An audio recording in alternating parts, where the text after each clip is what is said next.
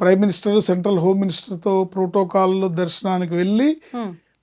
నాకు ఈ దర్శనం వద్దని రూమ్లో కూర్చున్నావా ఆయన ఉన్నాడు. అంటే అర్హత లేదు. అయ్యా! అంటే అక్కడ వరకు వెళ్ళి రూమ్‌లో వెళ్ళి రూమ్లో కూర్చోవాల్సిన కూర్చొని సందర్భం. నాకు వద్దులే ఈ దర్శనం అని వెళ్ళకుండా ఉన్నాడు.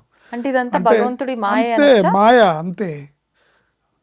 ఏంటి ఎక్కడెక్కడి నుంచో గోవిందా గోవిందా గోవిందా అనుకుంటూ పిల్లల్ని పసిపిల్లల్ని భుజాలు వేసుకొని లగేజ్ మీద భుజాలు వేసుకొని నడకదారిలో ఎక్కేవాళ్ళు, అవును. అవును. మెట్లు ఎక్కేవాళ్ళు నిత్యం వేల మంది లక్షల మంది కొండెక్కుతూ ఉంటే హ్మ్. అవకాశం ఉన్నా కూడా దర్శనం చేసుకోలేని వాళ్ళంటే అది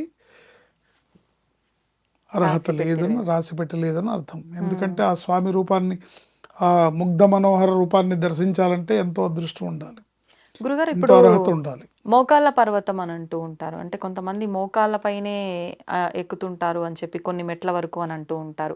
అంటే ఎంతో కఠినమైన కోరిక అయితేనే ఇలాంటి ఒక మొక్కు మొక్కుకుంటారా? అసలు ఏంటి ఆ ఉద్దేశ్యం? ఇవి మొక్కు ఇట్లా మొక్కుకోవాలని ఎక్కడ శాస్త్రం లేదండి. మోకాటి హ్మ్. పర్వతం అంటే అక్కడ మెట్లు ఎత్తుగా ఉంటాయి. ఆహాహా!